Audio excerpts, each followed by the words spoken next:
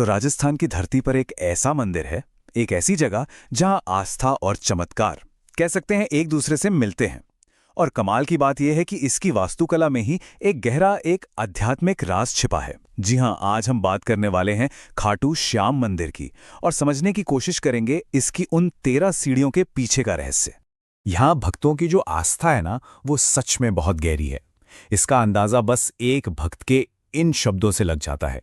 उन्होंने कहा, बाबा बहुत चमत्कारी हैं, मेरी जो भी मनोकामना थी, जो भी संकट थे, वो सब पूरे हो गए। अब सोचिए, यही वो अटूट विश्वास है जो हर साल लाखों लोगों को यहाँ खींच लाता है।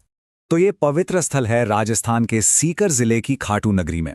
और इसकी ख्याति कुछ ऐसी है कि यहाँ सिर्फ भारत से ही लोग नहीं आते, बल्कि दुनिया भर से भक्त बाबा के दर्शन के लिए पहुंचते हैं। अब सवाल उठता है कि आखिर ये खाटू श्याम है कौन जिनकी इतनी ज्यादा मान्यता है। तो बात ऐसी है कि इन्हें महाभारत काल के एक महान योद्धा बर्बरिक उनका अवतार माना जाता है और कहते हैं कि इन्हें स्वयं भगवान श्री कृष्ण से दिव्य शक्तियां मिली थीं। और भक्त भी ना इन्हें बड़े प्यार से बड़े शक्तिशाली नामों से पुकारते हैं, जैसे हारे के सहारे, मतलब जो हर हारे हुए का सहारा बनते हैं। फिर शीश के दानी और नीले घोड़े वाले। हर एक नाम के पीछे उनकी एक अपनी अद्भुत कहानी और उनकी कृपा छुपी हुई है। अब आते हैं उस खास रास्ते पर, वो रास्ता जो बाबा के दिव्य दरबार तक जाता है। देखिए, ये सिर्फ पत्थर की सीढ़ियों का रास्ता नहीं है, बिल्कुल नहीं। ये एक ऐसा मार्ग है जो आस्था और गहरे रहस्य से बना है। और इस मार्ग पर सीढ़ियां हैं। कितनी? सिर्फ 13। बस 13। अब सुनने में तो ये संख्या बहुत मामूली सी लगती है ना? लेकिन इन्हीं 13 कदमों में एक बहुत बड़ा राज छिपा है। तो फिर सवाल वहीं आके रुक जाता है कि इन 13 सीढ़ियों का असली रहस्य आखिर है क्या? इनकी संख्या ठीक 13 ही क्यों है? कुछ और क्यों नहीं? तो चलिए इस रहस्य की पहली परत को खोलते हैं। इसका जो पहला मतलब निकलता है वो है हर एक कदम पर शुद्धि का अनुभव।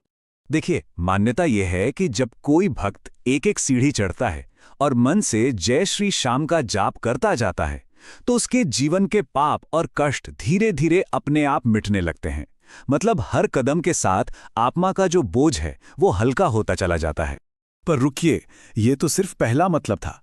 कहानी यहीं खत्म नहीं होती। जो असली और सबसे गहरा रहस्य है वो तो 13 शब्द में ही छिपा है। तो चलिए अब उस असली राज की ओर बढ़ते हैं। अब जरा ध्यान से सुनिए। हिंदी में जो संख्या है 13, वो सुनने में बिल्कुल कैसी लगती है? तेरा, है ना? जिसका मतलब होता है योर्स या आपका।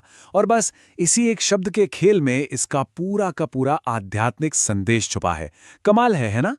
इस दर्शन को ऐसे समझिए, एक तरफ है मेरा, मतलब मेरा अहंकार, मेरी इच्छाएं, मेरा मोह, सब कुछ जो मैं से जुड़ा है। और दूसरी तरफ है तेरा, मतलब हे ईश्वर, सब कुछ आपका है, आपकी इच्छा, आपकी कृपा, आपका ही रास्ता। तो ये जो 13 सीढ़ियां हैं वो असल में मेरा से 13 तक के एक समर्पण की यात्रा है। कहते हैं कि श्याम बाबा का सबसे बड़ा संदेश ही यही है कि इस संसार में तेरा अपना कुछ भी नहीं है।